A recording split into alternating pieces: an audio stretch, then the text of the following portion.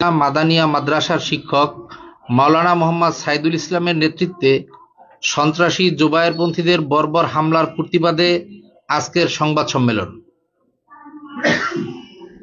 প্রিয় সাংবাদিক ভাইয়েরা, গত 10 জানুয়ারি 2025 ইংরেজি রোজ শুক্রবার পটুয়াখালী জেলা মার্কাজ মসজিদে মূলধারার তাবলিগ জামাত সাতপন্থীদের নির্ধারিত সাপ্তাহিক শবগুজারি আমল চলাকালীন অবস্থায় মাগরিব নামাজের পূর্বে মার্কাজ মসজিদের ইমাম মাওলানা মোহাম্মদ সাইদুল ইসলামের নেতৃত্বে 40 থেকে 50 জন মাদ্রাসার ছাত্র এবং জোবায়েরপন্থী সন্ত্রাসীরা লাঠিসোঁটা নিয়ে বাহির থেকে মসজিদের মধ্যে প্রবেশ করে।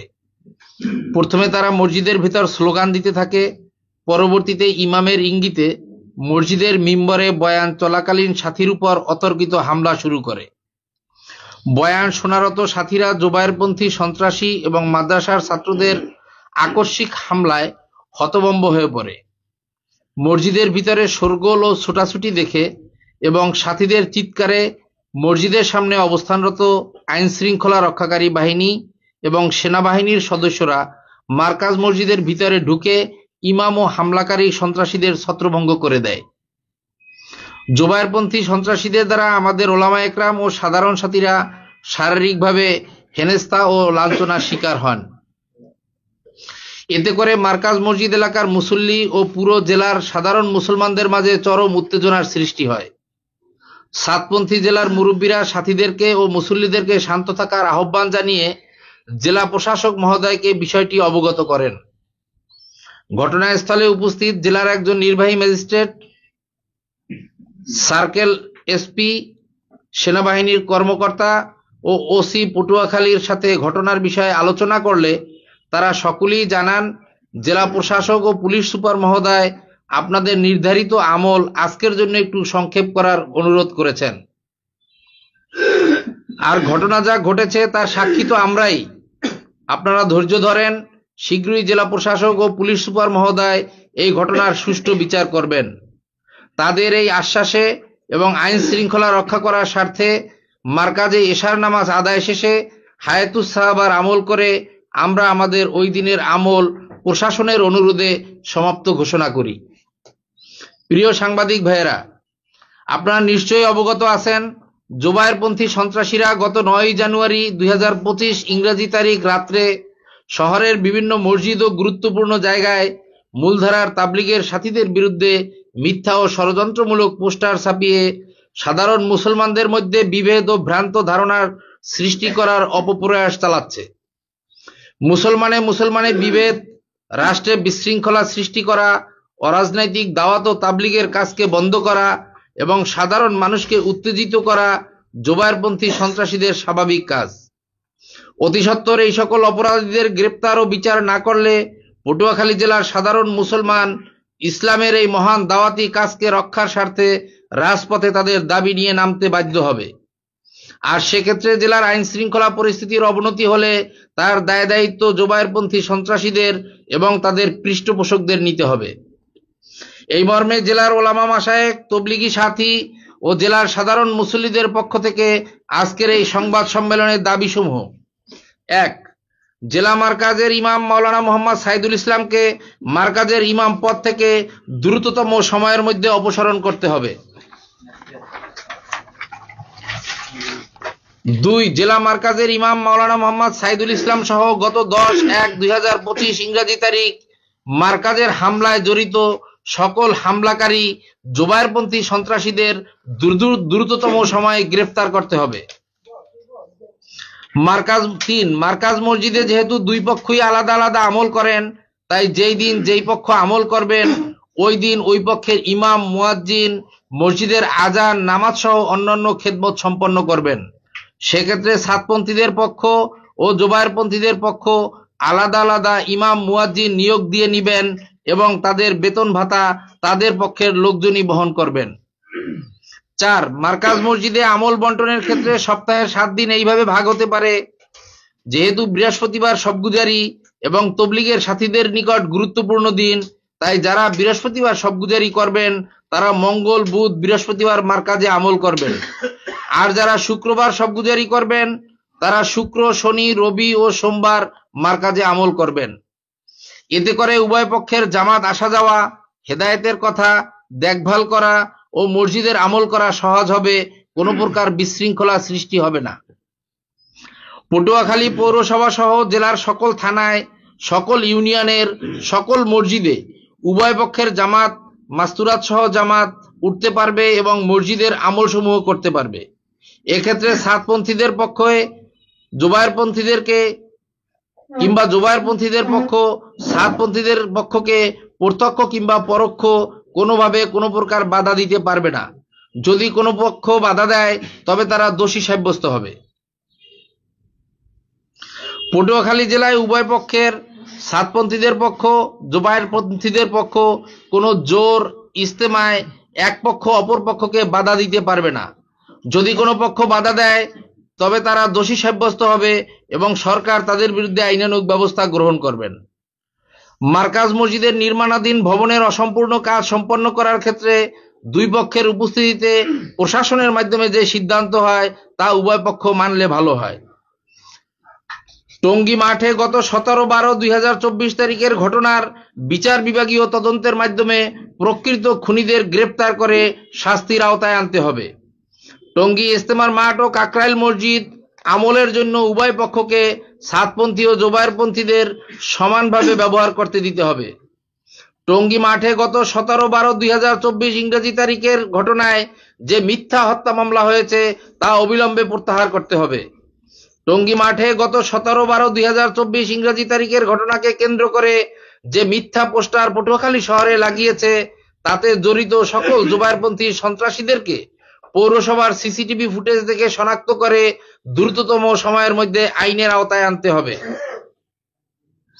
নিবেদক ওলামা মাশায়েখ, তবলিগি সাথী ও সাধারণ মুসল্লিদের পক্ষে মোহাম্মদ আব্দুল হাই, সুরা ফয়সাল, তাবলিগ জামাত বাংলাদেশ, পটুয়াখালী। প্রিয় সাংবাদিক বৃন্দ, আপনারা নিশ্চয়ই অবগত আছেন গত 17 তারিখে টঙ্গীর মাঠে অনাকাঙ্ক্ষিত ঘটনা ঘটার পরে গণপ্রজাতন্ত্রী বাংলাদেশ সরকার থেকে সারা দেশের জেলা এবং উপজেলায় যে সকল মার্কাজ মসজিদ আছে ওখানে উভয় পক্ষের আমলের জন্য সরকার একটি পরিপত্র জারি করেছেন, যেটা স্বরাষ্ট্র মন্ত্রণালয়ের জননিরাপত্তা বিভাগ রাজনৈতিক 6 শাখার উপসচিব ডক্টর মোহাম্মদ আব্দুল সালাম স্বাক্ষরিত। আমরা ওই পরিপত্র থেকে আপনাদেরকে শোনাচ্ছি যে ওখানে স্পষ্ট উল্লেখ আছে জেলা ও উপজেলা পর্যায়ে মাওলানা মোহাম্মদ জুবায়ের এবং মাওলানা সাদের অনুসারীগণ এখন থেকে যার যার তাবলিগি মার্কাজে অবস্থান করে শান্তিপূর্ণ সহ অবস্থান বজায় রেখে নিজ নিজ তাবলিগি কার্যক্রম পরিচালনা অব্যাহত রাখবেন। এক পক্ষ অন্য পক্ষের মার্কাজে কোনো ধরনের বাধা প্রদান বা বিশৃঙ্খলা সৃষ্টি করা হতে বিরত থাকার জন্য অনুরোধ করা হলো।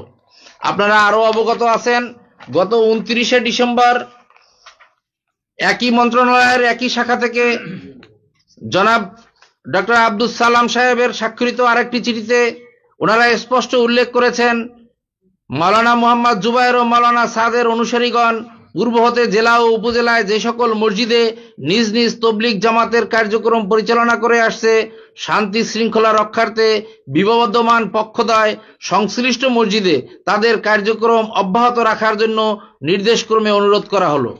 সরকারের এই ধরনের দুইটি গুরুত্বপূর্ণ পরিপত্র জারির পরেও গত শুক্রবারে আপনারা নিশ্চয়ই অবগত আছেন যে আমাদের উপরে যে অতর্কিত হামলা করেছে, এতে জোবায়েরপন্থী সন্ত্রাসীরা আমাদের উপরে যে ন্যাক্কারজনক হামলা করেছে, রাষ্ট্রের আইন এবং রাষ্ট্রের যে নীতি বলে এটাকে বৃদ্ধাঙ্গুলি প্রকাশ করেছে, এটা বলে আমরা বিশ্বাস করি। তাই আপনাদের মাধ্যমে আমরা গণপ্রজাতন্ত্রী বাংলাদেশ সরকারের সকল মহলকে অবগত করতে চাই, এদেশের শান্তিপ্রিয় মানুষকে অবগত করতে চাই, এদেশের সাধারণ মুসলমানদেরকে অবগত করতে চাই যে এদেশে আসলে কারা সন্ত্রাসী কার্যকলাপ করে, কারা আইন শৃঙ্খলা পরিস্থিতির অবনতি ঘটায়, তাদের বিরুদ্ধে যাতে সরকার প্রয়োজনীয় পদক্ষেপ গ্রহণ করে তার আশু কামনা আমরা করছি।